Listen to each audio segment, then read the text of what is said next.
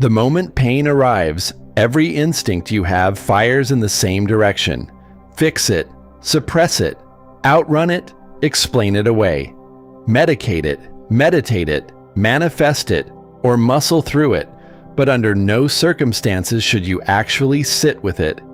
We live in a civilization that has constructed an entire economy around the avoidance of emotional pain. Every scroll, every drink, every compulsive achievement, every relationship entered too fast, and every conversation avoided too long. Underneath all of it is the same primal instruction. Do not feel this. And so we don't. We get extraordinarily skilled at not feeling it. We build identities around our functionality, our positivity, our resilience, and we call the numbness strength. But here is what that strategy costs you. The pain you successfully avoid doesn't dissolve. It doesn't evaporate because you refuse to acknowledge it. It goes underground, into the body, into behavior, into the patterns that keep quietly wrecking the things you're trying to build. What if emotional pain isn't the enemy of your well-being, but the doorway to it? What if the thing you've been running from your entire life is the very thing that, if you turn toward it, would change everything? That's the question we're going to answer. Honestly. Without pretending it's easy. Part 1. What pain actually is. Before we can talk about what pain offers, we need to be precise about what it is, because most of us have been misreading it our entire lives.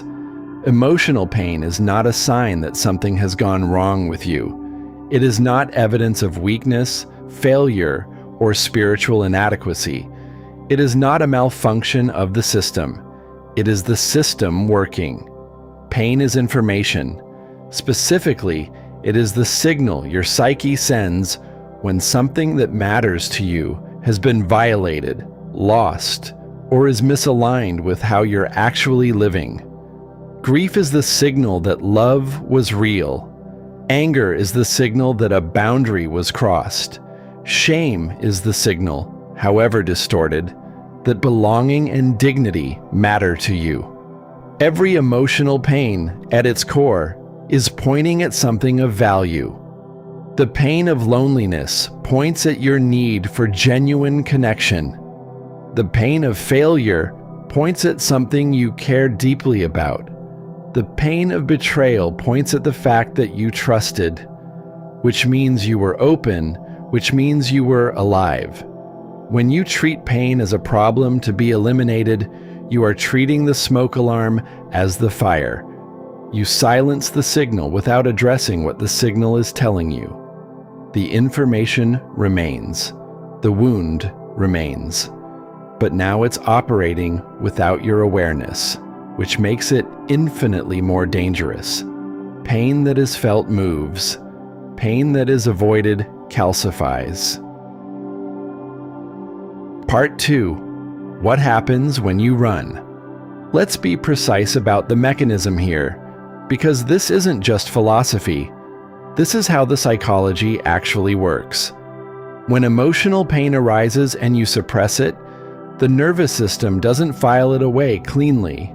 It holds it in a state of incomplete processing, suspended, unresolved, consuming a portion of your energy and attention indefinitely.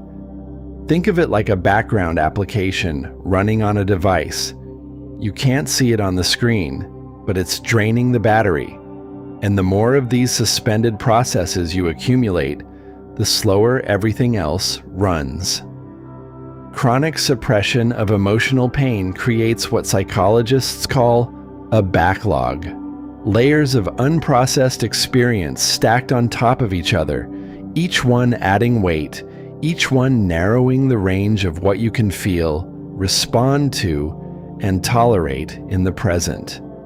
This is why people who have suppressed pain for years often find themselves reacting to small present-moment frustrations with a rage or despair that seems wildly disproportionate. They're not reacting to what just happened. They're reacting to everything that never got processed, all at once, through a crack in the containment. And this is why numbing is never selective. You cannot specifically mute grief or anxiety while keeping joy and aliveness intact. The mechanism that suppresses pain suppresses everything. The person who is very good at not feeling their sadness is also, unavoidably, becoming less capable of feeling their joy. You cannot go numb in one direction. Part 3. The Portal. So what does it actually mean to move through pain rather than around it? It does not mean wallowing. It does not mean building an identity around your suffering or rehearsing the story of what happened until it becomes the most load-bearing structure in your personality. It means something much simpler and much harder than that. It means turning toward the feeling itself, not the story about the feeling, not the analysis of why you feel it, not the judgment of whether you should feel it, but the raw, physical, present moment sensation of it in your body. Because pain always has a body. Grief is a pressure in the chest and a hollowness in the throat. Anger is heat and tension and a current that wants to move. Fear is a contraction, a shallowing of breath, a tightening in the stomach. Shame is a collapse, a shrinking, a desire to disappear. When you locate the sensation in the body and bring attention to it, not to fix it, just to be with it, something unexpected happens. The sensation, which felt permanent and overwhelming from a distance, begins to move. It shifts. It changes texture. It breathes. This is the fundamental discovery that every serious contemplative tradition and every good trauma therapist arrives at through completely different paths. Felt pain completes itself. It has a natural arc, an arrival, an intensity, a release, that it will follow on its own if you stop interrupting it. The portal is not on the other side of the pain. The portal is the pain. Fully entered, fully felt. Not managed from a distance, but inhabited with complete presence. What's on the other side is not the absence of the feeling. It's a quality of openness, of spaciousness, of being more fully alive than you were before. Because a part of you that was frozen in avoidance has finally been allowed to thaw. Part 4. What pain is trying to build. Here is the piece that almost nobody talks about. Every major threshold in a human life, every genuine expansion of who a person is and what they're capable of, is preceded by pain, not followed by it. Preceded. The dissolution of a relationship that no longer fits. The failure that exposes the gap between who you are and who you need to become. The grief that cracks you open wide enough to finally let something real in. Pain is not the price of growth. Pain is often the mechanism of it. The caterpillar does not experience the dissolving of its body as a pleasant transition. From inside the chrysalis, it is pure dissolution. The complete destruction of one form before a new one is possible. There is no way to get the wings without going through the dissolution. Your most protected wounds are not your weaknesses. They are your most concentrated sites of potential. The places you have been most hurt are often the places you have the most to give. Once the hurt is metabolized rather than avoided. The person who has moved through real grief understands something about the preciousness of being alive that no amount of comfortable ease can teach.